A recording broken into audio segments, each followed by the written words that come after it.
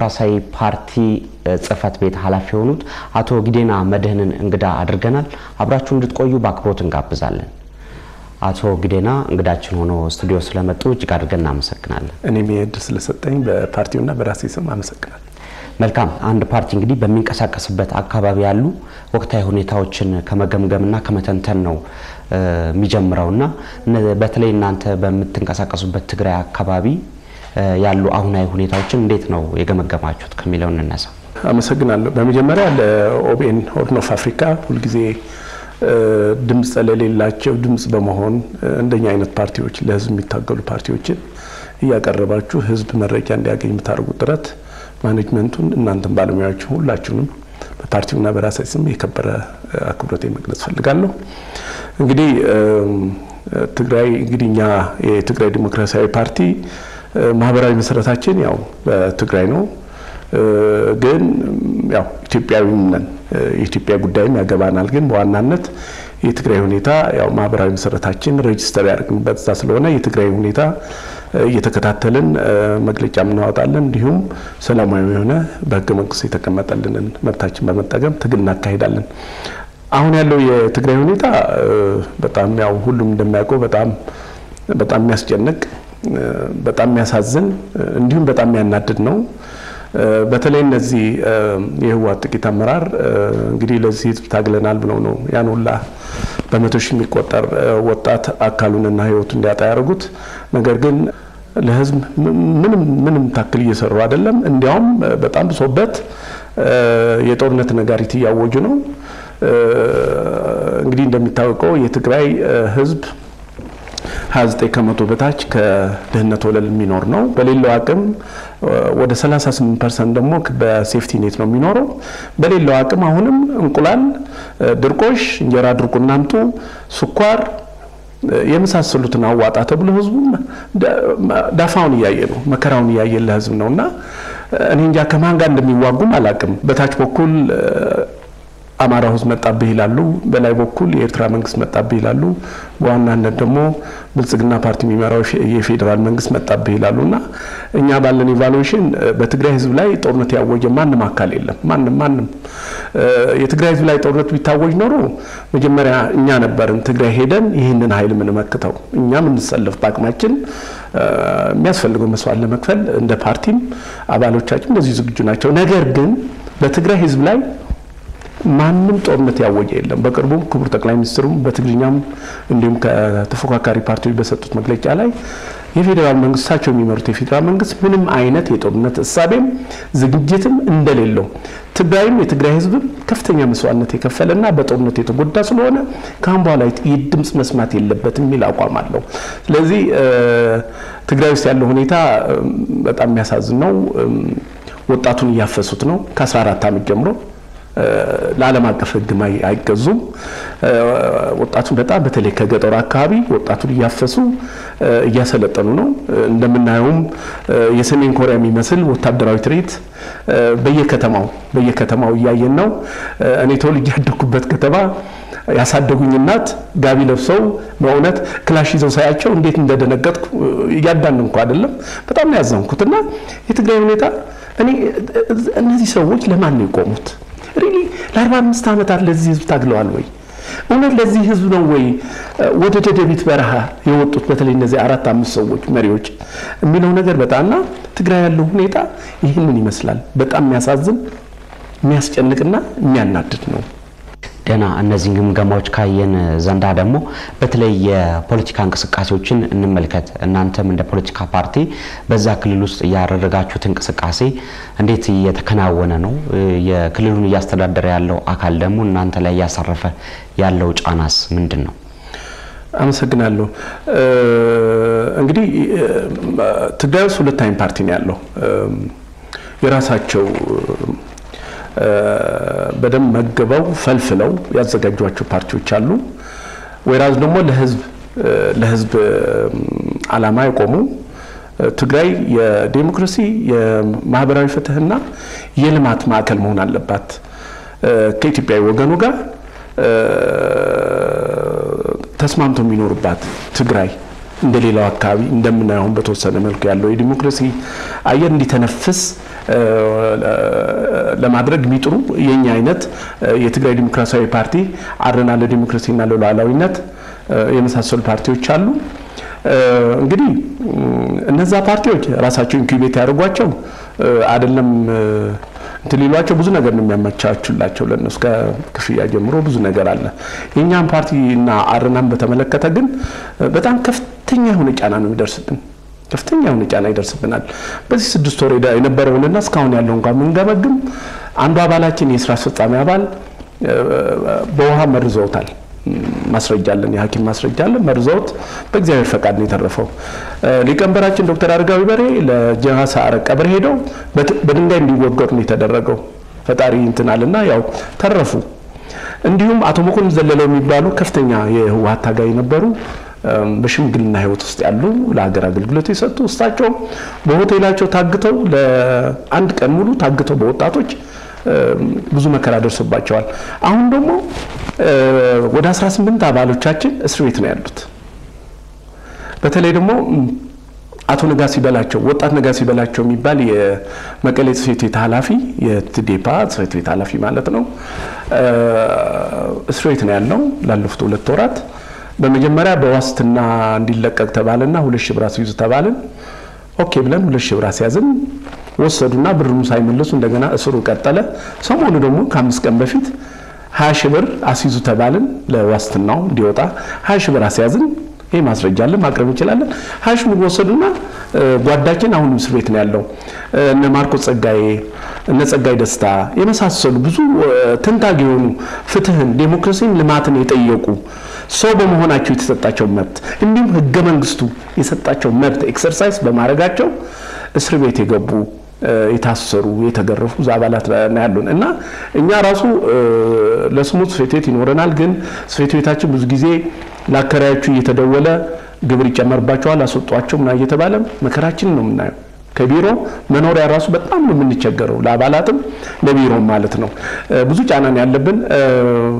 ስለዚህ ትግራይ ውስጥ ያለው የፖለቲካ መጫወቻ ሜዳ እጅግ የወረደ በጣም አባጣ ጎርባጣ በጣም የሚያሳዝንና ከፍተኛ ትግልና መስዋዕትነት የሚጠይቅ እንደሆነ ነው እኛ የምንቀበንቀመው። በተለይም እንግዲህ እነዚህን አፈናዎችና ጫናዎች የሚያሳርፈው ኃይል ህዝብን ነፃ አውጥቻለሁ የሚል ሐሳቦችን ባንድ ወገን ያነሳል። ነገር ግን አሁን ያደረገ ያላቸው እንቅስቃሴዎች ደግሞ መልሶ የድሮ አዙሪት ውስጥ የሚከት ነገሮችን ያደረገ እንደሆነ ይስተዋላል። በተለይም የጦርነት ነጋሪትን ወደ መጎሰም ቀደምም ሲያነሱት እንደነበረው በተለይም እድሜያቸው ያልደረሱ ህፃናትን ሁላ ወደ ጦርነት አውድማ ለማስገባት የሚደረግ ጥረት ሁላ አለ። በእነዚህ አካላት በተለይ የሐሳብ የበላይነትና ችግሮችን በውይይት የመፍታት ልምድ የት ገብቶ ነው? በተለይ አሁን ያለው ትውልድስ ይሄን ነገር እንዴት ነው ማስተናገድ ያለበት? አሉላ በጣም ነው የማመሰግነው። በጣም ቆንጆ ጥያቄ ነው። እኔ ጨለምተኛ አይደለሁም፣ በባህሪ አይደለሁም። አሁን ነው ፔሲሚስት። ግን ከቀን 1 ከየካቲት 1167 ጀምሮ የዚህን ድርጅት በተለይ ጥቂቶች አመራር አሁን ስልጣን ላይ የቆዩት እድሜ ሰጥቷቸው በተንኮል በሴራ በሐሰት በሌለ ትርክት ስልጣን ላይ የቆዩት የህወሓት አመራር አባላት ከመጀመሪያም ቀን በሐሳብ ልልና ያምኑ ምንድነው ማስረጃ በባል ካሳይ በሬ የሚባል ከሰባቱ አንዱ የካቲት 11 ከወጡት ውስጥ በቅጽል ስም ግንጽል ይባላል። ኢትዮጵያ ዩኒቲ ኤንድ ዲሞክራታይዜሽን ዘ ሮል ኦፍ ዘ ቲፒኤልኤፍ መጽሐፍ በ2005 ጀርመን አሳትመው ነበር። አሁን በህይወት የሉ። በሐሳብ እንትናቸው ተገፍትረው በ80 ዓመተ ምህረት ነው የወጡት ከዚህ ትግል ማለት ምን ይላሉ? ከመጀመሪያው ቀን ጀምሮ የተለየ ሐሳብ የሚያቀርብ ሰው ጥይት ነበር የሚሰጠው። ጊዜ ገብረ ጊዮርጊስ የሚባል ታጋይ በጋለ ማጭድ ነው ሌላው አባል ያየ አግለው የገደሉት።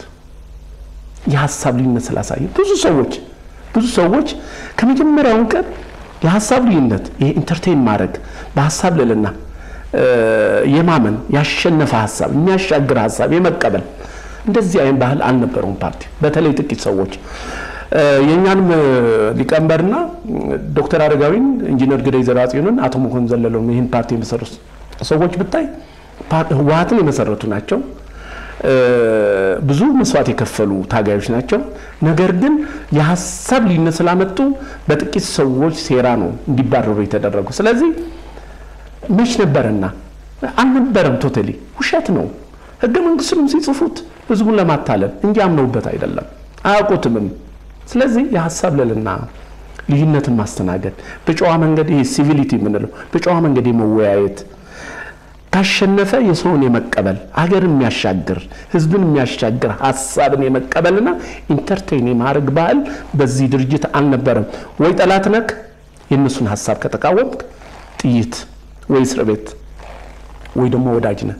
ወዳጅ ከሆንክ ደግሞ የገደል ማሚት ሆነ። እነሱ ጥቂት ሰዎች ያመጡትን ሐሳብ ተቀበላለህ፣ እንደ ገደል ማሚቶ ደግሞ ታስተጋባለህ። ስለዚህ ህወሓት from the very beginning የሐሳብ ልዕልና የሚባል ይሄ ቅድም እንዳልኩት የሚያሻግር ለሀገር የሚጠቅም ለወገን የሚጠቅም ሐሳብን የመቀበልና በዛ የመጓዝ ምንም አይነት ባህል አልነበረም። ስለዚህ አልነበረም ብዬ ነው የምገልጸው። ትግራይን እያስተዳደረ ያለው የህወሓት ኃይል እንግዲህ ወደ ስልጣን ሲመጣ በርካታ የትግራይ እናቶች ልጆቻቸውን ገብረውበት እንደሆነ ማንንም የሚያውቀው ሀቅ ነው። ዛሬም እዛ ዙሪት ውስጥ በዚህ በመጠፋፋት በመጠላለፍ ፖለቲካ ውስጥ ህዝቡን ለመክተት የሚደረገውን ጥረት የክልሉ ህዝብ ሌላውም ኢትዮጵያ እንዴት ነው ሊገነዘበው የሚገባው? አመሰግናለሁ። ጥሩ ጥያቄ ነው። ይሄ ምንድነው ምናልባት የትግራይ ህዝብን በወጉ መረዳት ጥሩ ነው ላለውኝ እኔ አጋጣሚ ሆኖ ከዛ አካባቢ ስለበቀልኩ ሳይሆን የህዝቡን ሜንታል ሴታፕ ማወቁ ጥሩ ይመስለኛል። ቅድም ጥሩ ገልጸዋል አሉላ ወንድሜ። እንግዲህ 5 ልጇን የሰጠች 3 በየቤቱ አጎቱ አባቱ ያው ብዙ መስዋዕት ተከፍሏል። ጀኒንሊ ነው እንግዲህ አብዛኛው ደግሞ ከግብርና ነው ሄደው ከከብት ጥበቃ ነው ሄደው የተማሩ ጥቂት ሰዎች ነበሩ። ተንኮለኞች የምንላቸው እነዚህ ኤሊት የምንላቸው እና አሁንም እስካሁን እድሜ ሰጥቷቸው ያሽከረከሩት ያሉት በተንኮል በምን እነዚህ ጥቂት ሰዎች አጀንዳ ይዘው ነው የገቡት። አብዛኛው ታጋይ ግን የብሔርተኝነትና የነጻነት ጥያቄ ፊድ አረጉትና ጭቆናውን እንትን ለማለት የገባ ነው ህይወቱን ለመስጠት። አብዛኛው ከርሻ ሄደ ነው። ያን ያህልም የፖለቲካ ንቃተ ህሊናው ምንም እንትን አልነበረምና ይህ መስዋዕትነት ተከፍሎ አሁን ያለው ትርክት እንዲመጣብሽ የነሱ አባባል ጨፍላቂ አሃዳዊ ደርግ መጣብሽ ሌሎች አሉ እዚህ መግለጽ የማይገባኝ ነገርና ይሄ ስትባልች እናት ይሄ ሲባል ይሄ አባት ይሄ ሲባል ይሄ ወንድሙን ያጣው ሰው ውስጡ እንትን ይላልና የትግራይን ህዝብን ሃንድል ምናረግበት የትግራይን ህዝብ ወደኛ የለውጡ ኃይል የለውጡ ደጋፊ እንዲሆን ምናረግበት መንገድ በደንብ በተለይ የሚዲያ ሰዎች ጥንቃቄና ብልሃትና ዕውቀት ባለበት ሁኔታ ሃንድል ቢደረግ ጥሩ ነው ላለው። ስለዚህ እነዚህ ሰዎች ግን ምንድነው ከመጀመሪያ ቀንም ለትግራይ ህዝብም ይሁን ለኢትዮጵያ ህዝቦች የታገሉ አይደሉም። በኔ እምነት በፓርቲያችንም እምነት እነዚህ ሰዎች ከመጀመሪያ አጀንዳ ይዘው ነው የገቡት። አጀንዳቸው ትግራይ መገንጠል ነው። 68 ላይ ማኒፌስቶ 68 የሚባል አቶ መለስ አቶ ስብሃት ከዛ ደግሞ አቶ አባይ እንደሲው ይዳሩ አማለው አስገቧቸው ይልና ቀጥሎ አቶ ሲዩ መስፍን እንደ ኢራንድ ቦይ እንደ ኩታራ በጎጃምኛ እንደሚላክ ህፃን ሱዳን ድረስ ልከው አሳተሙት ይላሉ። እነዚህ ጥቂት ሰው 4 ሰዎች ናቸው። ሌላው ታጋያቅ እዛ ማኒፌስቶ ላይ ትግራይ ነፃ የትግራይ ሪፐብሊክ መሰረታለን ነው የሚለው። ይሄ ድብቅ የነበረ አጀንዳ በአጋጣሚ ግን የተጋለጠና ኋላ ላይ ግን እንዲቀር የተደረገ። ስለዚህ ከመጀመሪያው ጀምሮ እነዚህ ሰዎች ጥቂት ሰዎች የታገሉት ለትግራይ ህዝብ ወይ ደግሞ ለሌላው ኢትዮጵያዊ ወገን አይደለም የሚል እምነት አለን። እነሱ አላማቸው የራሳቸው አጀንዳ ነበራቸው።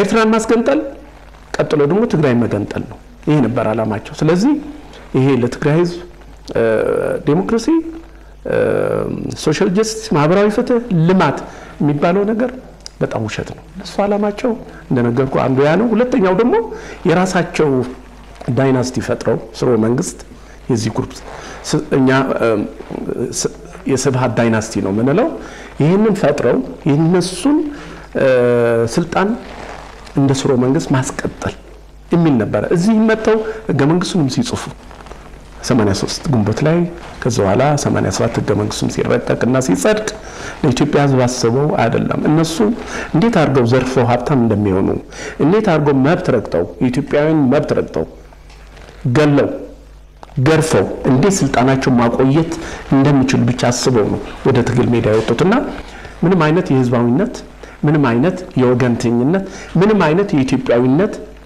ስሜት የሌላቸው ምን ብዬ እንደምፈርጃቸው ማላቅም ከሰው ባህሪ የወረዱ አይደለም ትግራዋይ ኢትዮጵያዊ ሊሆኑ ሰውም ለማለት በጣም ይከብደኝ አይነት የሊደርሺፕ ኳሊቲ ያላቸው ሰዎች ናቸውና አንዲትም ቀን ለትግራይ ህዝብ ለኢትዮጵያ ህዝብ የታገሉ አይደሉም ለራሳቸው የግል ዓላማ መሰሪ ዓላማ የታገሉ እንደሆኑ ነው የኛ ግምገማ ማለት ነው። ቀደም ሲል ባነሱልኝ ነጥብ በተለይም የክልሉን ህዝብ ስነ ልቦና መሰረት ባደረገ መልኩ እዛ አካባቢ የሚደረጉ እንቅስቃሴዎችን በአጽንኦት መመልከት እንደሚገባ አንስተውልኛል።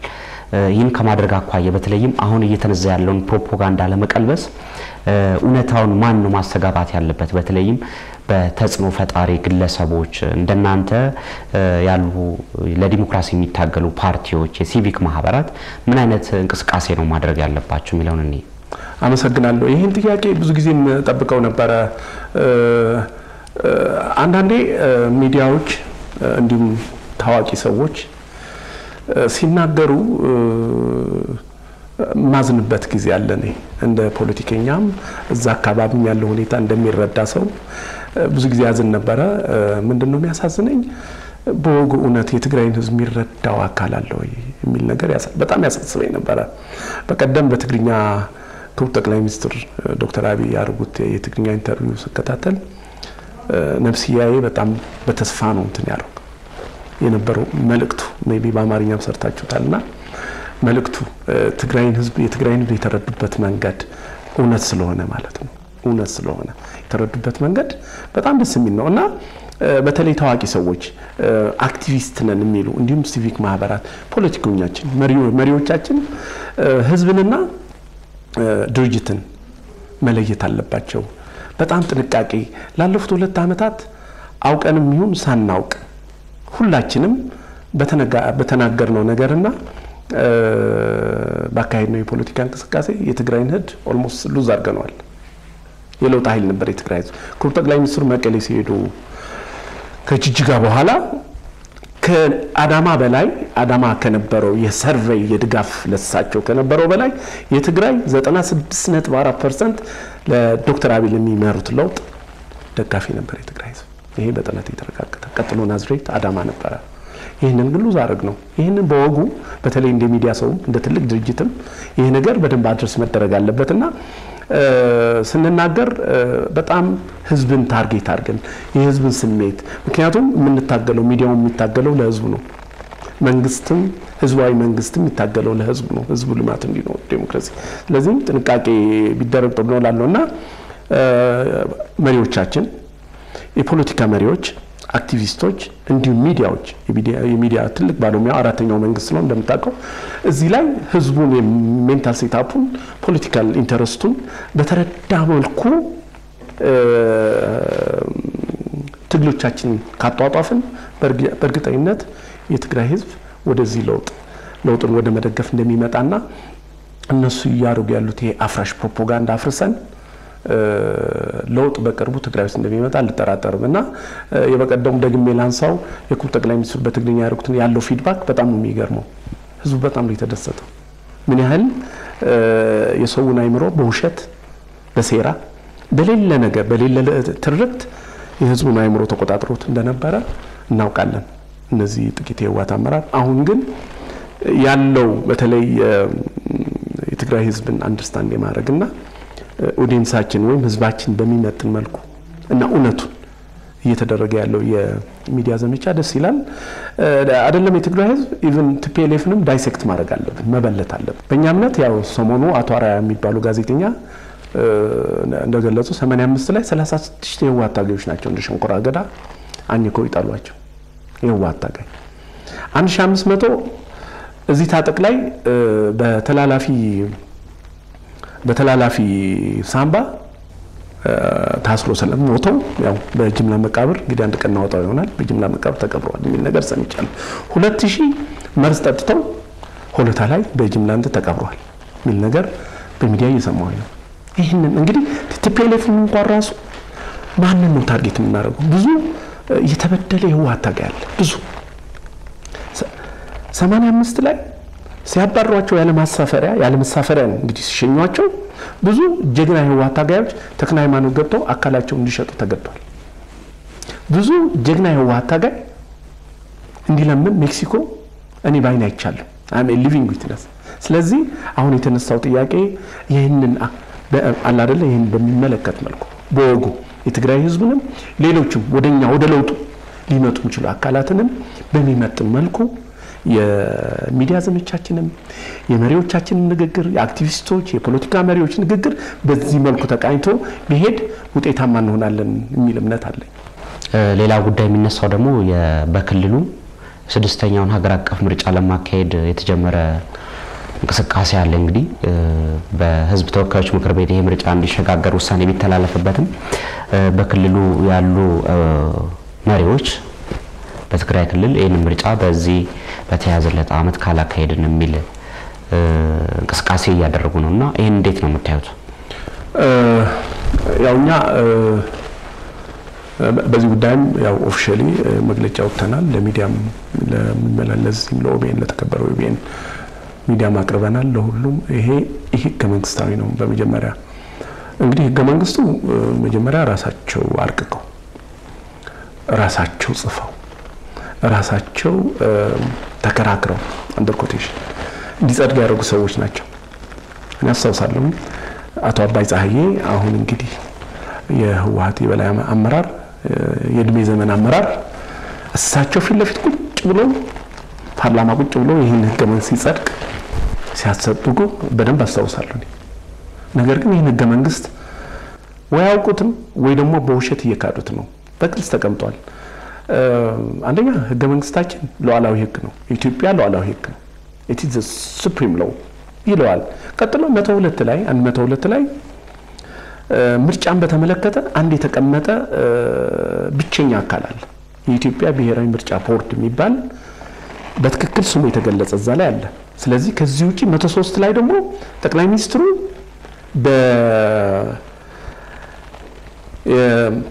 የመረጧቸውን የቦርድ አባላትን አቅርበው በፓርላማ ያጸድቃሉ ይላል። ክሊር ነው። ይሄ የትግራይ ህገ መንግስት ብናይ አንቀጽ 48 ላይ ምርጫን በተመለከተ ወደ ህገ መንግስቱ ወደ ፌደራል ህገ መንግስት ፒንፖይንት የሚያደርገው።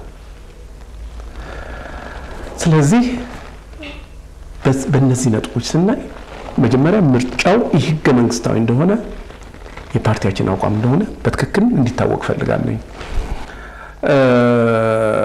ሌላው የኮቪድ ጉዳይ ነው። እንግዲህ ይሄ ህወሓት መሩ የትግራይ ብሔራዊ ክልላዊ መንግስት supposedly እንግዲህ ለህዝብ የቆመ ነኝ ብሎ ነው የሚያስበው። እኛ ባናምንም ጸረ ህዝብ እንደሆነ ነው የምናውቀውኛ። ኦኬ ለህዝብ ከቆመ እነ WHO ሌሎችም ኢንተርናሽናል ድርጅቶች ይሄ በጣም ፓንደሚክ ነው ወረርሽኝ ነው ስለዚህ አስፈላጊው እርምጃ ይወሰድ ተብሎ ብዙ ሀገሮች ምርጫቸውን ያሸጋገሩ 50 ሲደመር ከ50 በላይ ሀገሮች ምርጫቸውን አሸጋግረዋል። እና አሜሪካን የመሰሉ በጣም በቴክኖሎጂ በሌላ የመጠቁ ሀገሮችም 22 ስቴቶች ክፍለ ሀገሮች ወይም ክልሎች ምርጫውን አሸጋግረውታል። ስለዚህ ለምንድን ነው እነዚህ ሰዎች እውነት ለህዝብ የቆሙ ከሆኑ ምንድነው ያደረጋቸው የትግራይ ህዝብ? ለምንድን ነው እንደገና ሰልፍ ያስወጡ እንደገና በሰልፍ እንደገና ለምርጫ ወጣ ብለው ያነካኩ በኮቪድ ሊጨርሱት? ስለዚህ ይሄ ለህዝብ አስበው ሳይሆን ለራሳቸው ስልጣን ግን ፖለቲካው ዓላማው ምንድነው የሚለው ማየት ግን ጥሩ ይመስለኛል። እነሱ እንግዲህ ብዙ ወንጀል ፈጽመዋል። እንደሚታወቀው አስረዋል፣ ገርፈዋል፣ ሰርቀዋል፣ ገለዋል። ይሄ የኛ ፓርቲ ግምገማ አይደለም። ራሳቸው 17 ቀን ሙሉ መቀሌ ዘግተው 330 ፔጅ ያለው የግምገማ እንትን አውጥተዋል። እዛ ላይ እኛ ገርፈናል፣ አስረናል፣ ገለናል፣ ገምተናል ያላሉት ነገር የለም። የራሳቸው አባባል ነው ኮዲኮት። ስለዚህ ታዲያ እንዲህ ከሆኑ ለምንድን ነው ይሄን ምርጫ ማካሄድ የፈለጉት? እንዲህ ከሆኑ እኮ ሪዛይን ነው ማድረግ ያለባቸው። ህሊና ቢኖራቸው ለኔ ህሊና አላቸው ብያላስብም። ዘር ሳይኮፓትስ ለኔ ከጤንነት የወጡ ወደ እብደት ስልጣን ያሰከራቸው ገንዘብ የህዝብ ገንዘብ ያሰከራቸው ሳይኮፓትስ ናቸው የሚል እምነት ነው ያለኝና ለምንድን ነው ይሄን የሚያደርጉት? በሁለት ምክንያት ነው ብለን ነው ምናምነኛ። አንደኛው እንግዲህ ቅድም እንዳልኩት ብዙ ወንጀል ፈጽሟል። ህጋዊና ነፃና ህጋዊ ምርጫ ከተካሄደ እንደማያሸንፉ ያውቃሉ። የትግራይ ህዝብ እንደማይመርጣቸው በትክክል ያውቃሉ። ስለዚህ ወደ ፍርድ ቤት ሊቀርቡ ነው፣ ሊታሰሩ ነው፣ በወንጀል ሊጠየቁ ነው። ይሄን አንዱን አቮይድ የሚያደርጉበት መንገድ ምርጫውን በማድረግ የነሱን የራሳቸውን ስልጣን በማስቀጠል ከተጠያቂነት መዳን ነው። ሁለተኛው ደግሞ ይሄ የ45 ዓመት ፕሮጀክት አለ ትግራይን መገንጠል ልባቸው ውስጥ እነዚህ ሰዎች በህይወት ያሉት እድሜ ሰጥቷቸው አቶ አባይ ፀሐዬ፣ አቶ ስብሐት ነጋና አቶ ስዩም መስፍን በህይወት አሉ። የነሱ የ45 ፕሮጀክት የ45 ዓመታት የቆየ ፕሮጀክት ለማሳካት ነው። ስለዚህ በዚህ ምክንያት ምርጫውን የሚያካሂዱት ፖለቲካው ትርጉም ይሄ ነው። ሌላ አሁን አቀድነኛ ምርጫ የምናካሂደው በንክኪ ነው። ቀለም አለ። አብዛኛው ሰው እንደምታውቀው 85% ያልተማረ ማህበረሰብ ነው ያለን። ስለዚህ ግድ አሻራውን የምንጠቀመው ንክኪ ይኖራል። ስለዚህ በመልኩ ነው እንትን ሚሉትና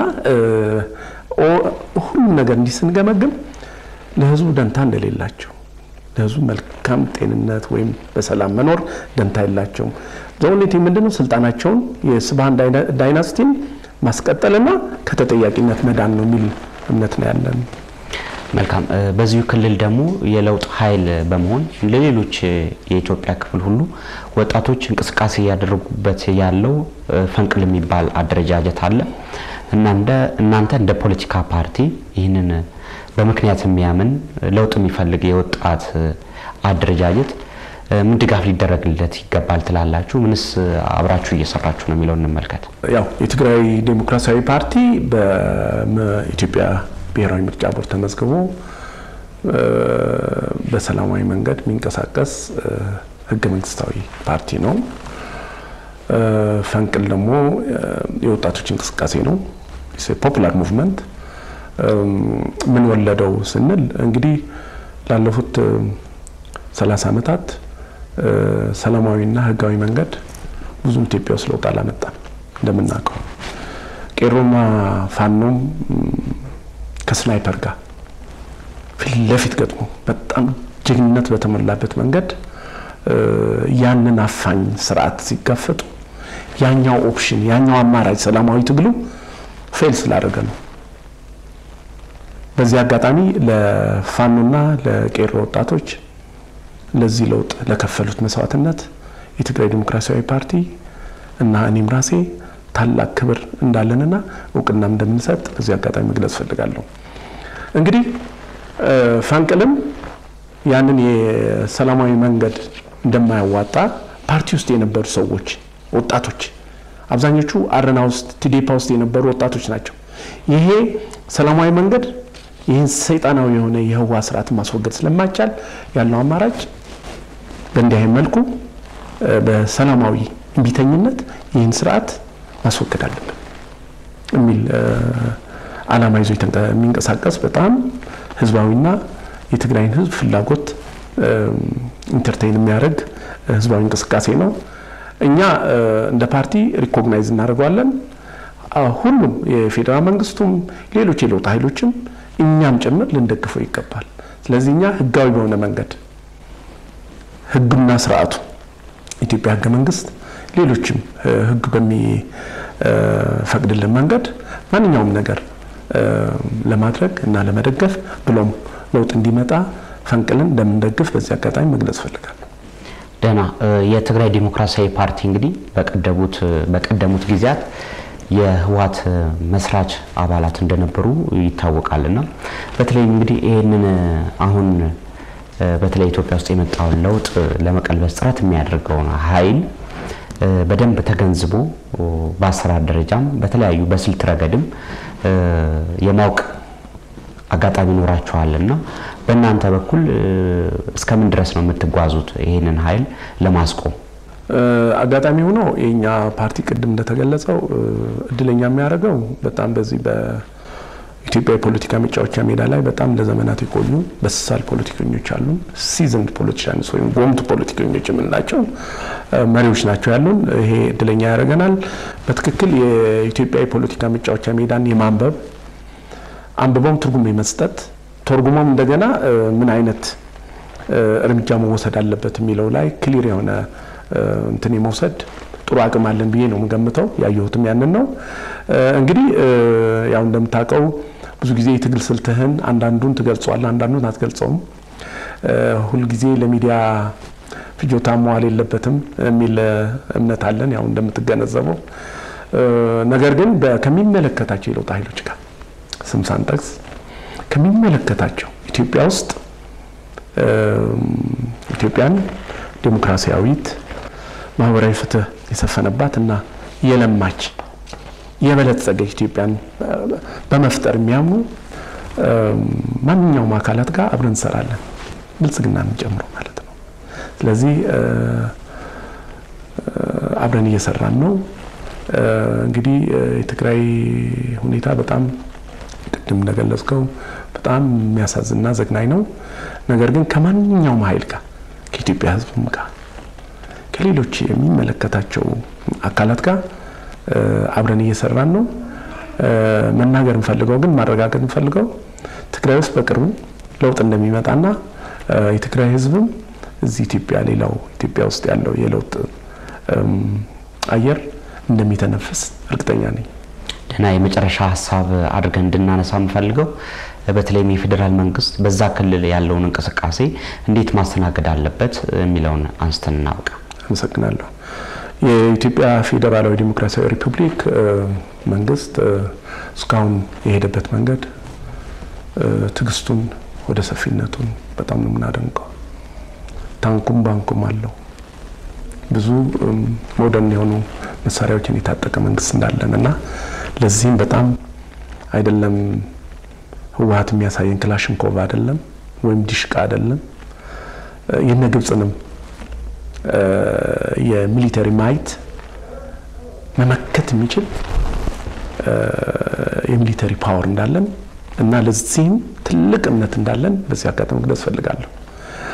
ይህንን አቅም ያለው ግን የሄደበት እኔ ሚሳኤሉ አለኝ አውሮፕላኑ የተዋጊ አውሮፕላን አለኝ በሚል ትቢት ውስጥ አይገባ።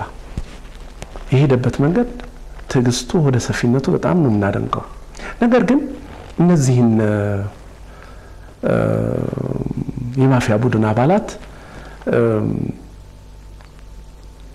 በሌላ መንገድ ትሪት ሊደረጉ አይችልም ወይ የሚል ደግሞ አለን ሐሳብ። ላለፉት 2 ዓመታት ትግራይ ውስጥ መሽገው እንደፈለጉ ሲያስታጥቁ ሲያሰለጥኑ ምድረ ጀነራል ዛይዶ ምድረ ደህንነቱ ምን ሄደው እንደፈለጉ ሲሆኑ ሌላ አማራጭ አይኖርም ነበር የሚል ነገር ግን አለ ውስጣችን። ስለዚህ አሁን ያለፈው አልፏል። ነገር ግን አሁንም የትግራይ ህዝብ በማይጎዳ መልኩ እውነተኛው የህወሓት ታጋይ በማይጎዳ መልኩ ነገር ግን ሰላማዊ የሆኑ ህጋዊ መንገዶች ግን አሉ ብለን እናምናለን። ለምሳሌ እነዚህ ሰዎች የሚያንቀሳቅሱ ትልቅ የትምት የሚባል ኤፈርት ምንለው ትልቅ ሜጋ ኮንግሎመሬት የሆነ ኩባንያ አለ። ኢንተረስቱ ኢትዮጵያ ውስጥ ነው፣ ትግራይ ውስጥ ብቻ አይደለም፣ በሌላው የኢትዮጵያ ክፍል ውስጥም አለ። ስለዚህ ፋይናንሻሊ እነዚህ በዚህ አጋጣሚ ገልጸው በስማቸው ነው ንግድ ፈቃዱ በእናቶ ቴድሮስ አጎስ በህወሓት ስራ አስፈጻሚ አባላት ነው።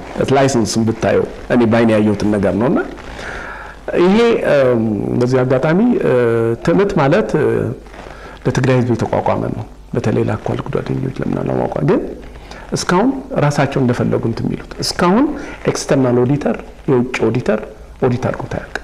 እንደፈለጉ የሚዘውሩት እንደፈለጉ የሚዘርፉት እንደፈለጉ የሚያደርጉት ገንዘብ ነው።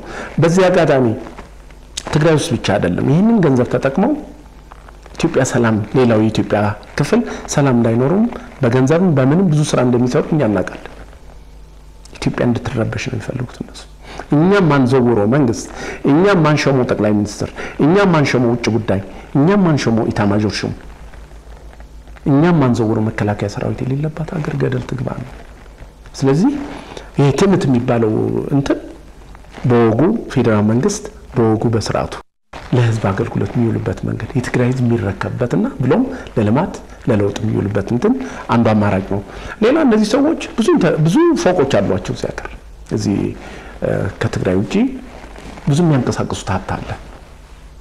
ስለዚህ በዚህ መልኩ በህጋዊ መንገድ ምክንያቱም የነሱ ሀብት ለጸረ ህዝብ ዓላማ ጸረ ኢትዮጵያዊ የሆነ ዓላማ ያንቀሳቀሰ ስላለ ይሄም የፌደራል መንግስት ትኩረት ቢያና ኦቨርኦል ሰላማዊ በሆነ መንገድ ህጋዊ በሆነ መንገድ ጥቂት እነዚህ የህወሓት ማፊያ ቡድኖችን ማሽመድመድ ይችላል የሚል እምነት አለ። ስለዚህ ይሄ ከተደረገ ሊደርሺፑን ፓራላይዝ ካረግ ነው የህወሓትን መሰሪ መሪዎችን ፓራላይዝ ካረግን ትግራይ በቅርቡ ለውጥ ይመጣል የሚል እምነት አለና በዚህ መልኩ ፌደራል መንግስቱ ምክንያቱም የኢትዮጵያ ፌደራል መንግስት 9 ክልሎችን 2 ከተሞችን ያስተዳድራል። ከ9 ክልሎች አንዷ ትግራይ ናት። ስለዚህ ትግራይም ነገ የፌደራል መንግስት በሚያስጠይቀው መልኩ አይደለም ትግራይን ሃንድል ማድረግ ያለበት። ነገ የትግራይ ህዝብ ይጠይቃል። ክቡር ጠቅላይ ሚኒስትር የት ነበሩ እኛ ስንጎዳ? ለምንድን ነው ዝም ያሉ? የትግራይ ህዝብ ሲበደል ለምን ዝም አሉ? ለምን እንደ መሪነቱ እንደ ኢትዮጵያ መሪነቱ ለምንድን ነው እርምጃ ያልወሰዱት ብሎ ነገ በሰላማዊ መንገድ መጠየቅ አይቀርም። እኛም እንጠይቃለን። ስለዚህ ከጦርነት ውጭ ያሉ አማራጮች እነዚህን የማፊያ ቡድኖች አባላትን ታርጌት ባደረገ መልኩ እርምጃ እንዲወሰድ በዚህ አጋጣሚ ማሳሰብ ፈልጋለሁ። አቶ ግዴን አህመድን የትግራይ ዲሞክራሲያዊ ፓርቲ ጽህፈት ቤት ኃላፊ ስቱዲያችን ተገኝተው ሀሳቦትን ስለሰጡን እጅግ አድርገን እናመሰግናለን። እኔም ሁሉ ጊዜ ያው ለኦቤን ሆርን ኦፍ አፍሪካ ጠቅላላ ማኔጅመንት እዚህ ያላችሁ ባለሙያዎች እንዲሁም ለወንድም ያሉላ ይህን እድል ስለሰጣችሁኝ በትግራይ ዲሞክራሲያዊ ፓርቲና በራሴ ስም እጅግ የከበረ ምስጋናዬን አቀርባለሁ። መልካም ክብራን የልዩ ዝግጅታችን ተከታታዮች አብራችሁን ስለቆያችሁ እጅግ አድርገን እናመሰግናለን። መልካም ቆይታ።